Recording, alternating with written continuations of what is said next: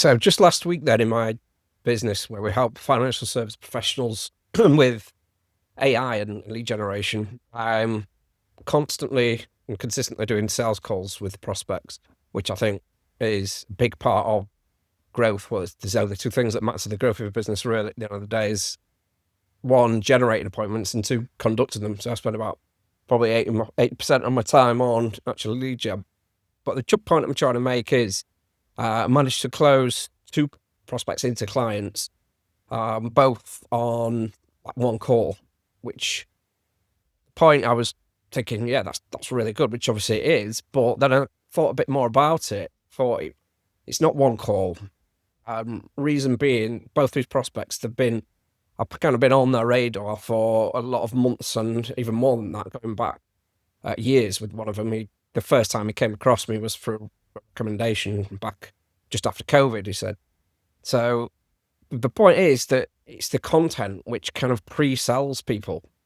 So these guys, as I said, I've never met them before, but they'd seen a lot of my content, so they knew what I'm all about and they knew how I could help them specifically, which really does increase the chances of closing that prospect into a client, increases your conversion rates.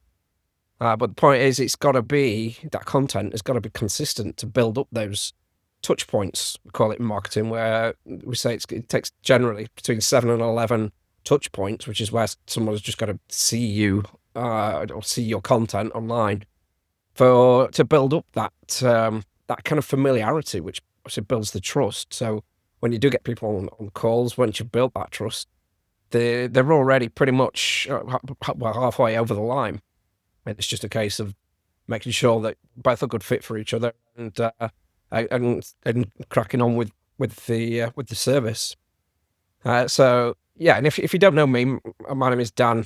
I've helped countless firms and advisors over the years in financial services, like I say, scale the business by helping them generate an extra 3 to 5 appointments consistently week in, week out, and help them buy back time with AI solutions. And so, yeah, and that's how I've scaled my own business as well to 6 figures in a pretty short space of time. But yeah, the point is, this content, it just needs to be tailored around your ideal client. A lot of people try to go viral and hit as many people, and they really kind of get overly obsessed with views and interaction, likes, and like some of my content, it might get 60 views, but I've got leads and appointments and sales through that piece of content. Nobody's liked it, nobody's interacted with it, but you've just got to tailor it. So you're not going to get that many likes and that many, because it's not like you're posting something that's relevant to the whole mass market of anyone and everyone. It's specifically tailored around your ideal client. It's talking about the psychology of that customer profile. And so it's not going to appeal to everybody.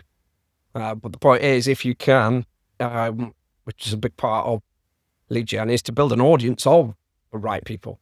I speak to a lot of firms and advisors. I speak to them about like LinkedIn, for example, which is where I get a lot of my business and where I help clients get theirs. And they say, I ask them, do you use it? A lot of them say, yeah, I've got an account, but never got any business from it. And to dig into it, and they say, I've got all 90% of my connections on there are other financial planners or other wealth managers, or people in the industry. That you're not. Yes, it's good to build up a network of people, but also build up with most of your audience should be like your ideal client, and filling that up with the right people. So it needs to be not 100% of those people, because it is, like I say, important to network with other people in the industry. But yeah, like I say, that's the key thing, is to talk directly to your customer profile with the content that you make. And nowadays it's easy to dig into the psychology of these markets by using AI and prompting it in the right way. But yeah, on that note, if anybody wants help, we've got some prompts, a prompt library on a platform called School, where you can access that.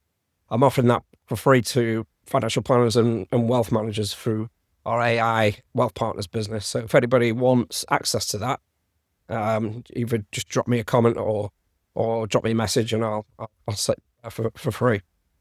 But yeah, hopefully that was helpful for you. And if it was, just if you don't mind dropping me a like and a subscribe, that old bag.